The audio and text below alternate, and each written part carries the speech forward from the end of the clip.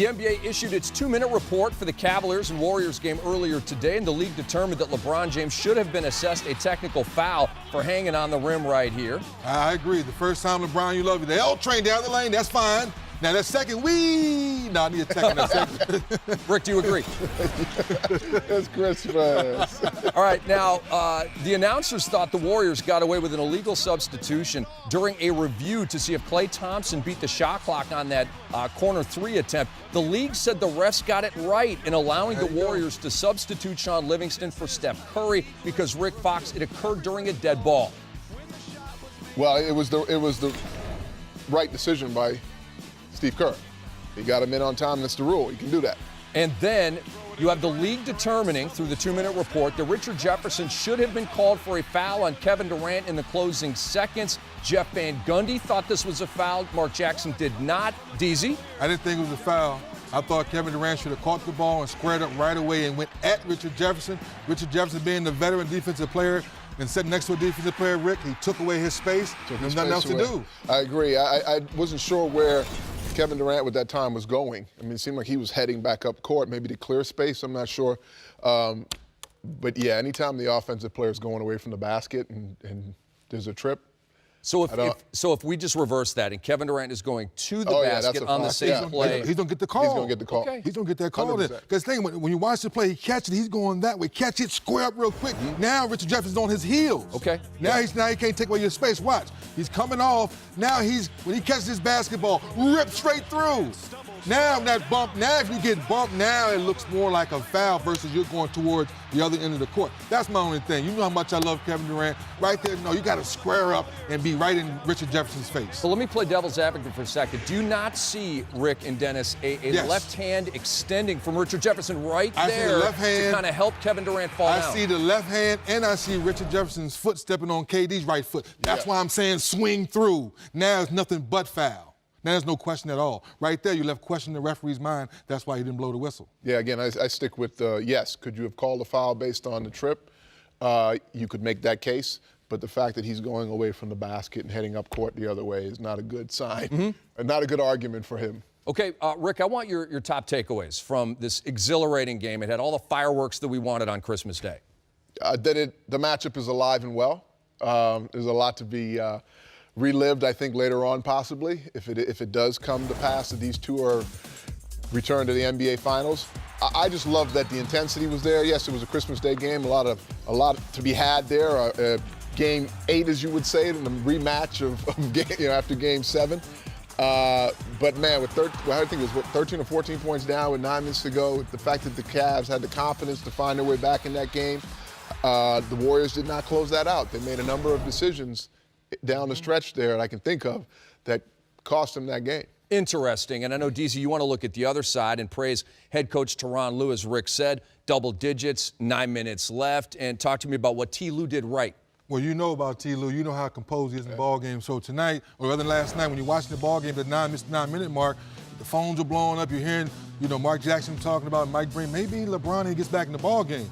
Good defensive play here. You contest, you missed the shot. Then I started looking at Ty Lue's demeanor. No panic. My team's playing well. We missed a few shots. I'm giving that guy right there the rest we've been talking about all year long. He's missed some games, so I'm sticking to my routine. So defensively, you've seen guys lock in. Look at the good hard show there. Look at Shumpert step up. The defense is still connected. So that's what I'm saying to myself. Why is everybody panicking? The Cavs understand what they need to do. Play good defense, rotate. And now Kevin Durant is starting to force a few shots. He was having a whale of a ball game until that fourth quarter. Oh, wait a minute. You're asking for LeBron James? He's coming back in the ball game, what? The 7:33 mark, and you're only down 8. Why should you panic? No, you're thinking about the big picture. The big picture is get to the end of the ball game. You have one of the best one-on-one ball players in the game. During the finals, I love Steph Curry, but he shot over a chair. Klay Thompson is 6'8", shoot over it, knock it down, play with confidence. Ty Lue, once again, I love what you did. You coached your butt off down the stretch. Would you say he outcoached Steve Kerr? Yes, for that fourth quarter, no question. Okay.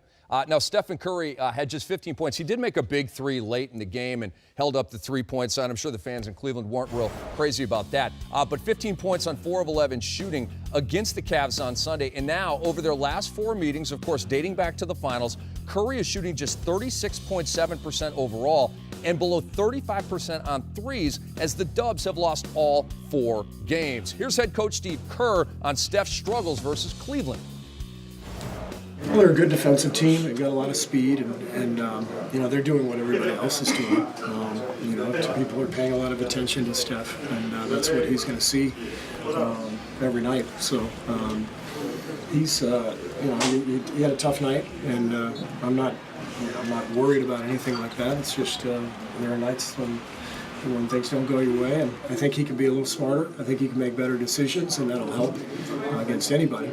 But I'm not worried about missing shots. I'm more worried about just decision making and making sure that we're where we need to be, as a group.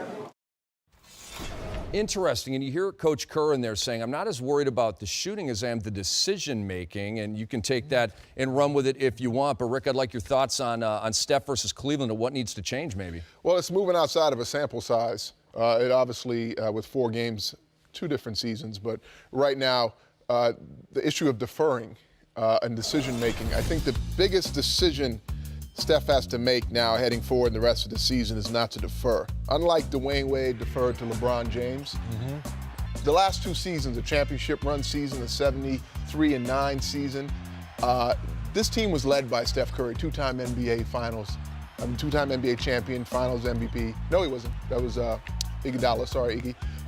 But this team has to be led by him.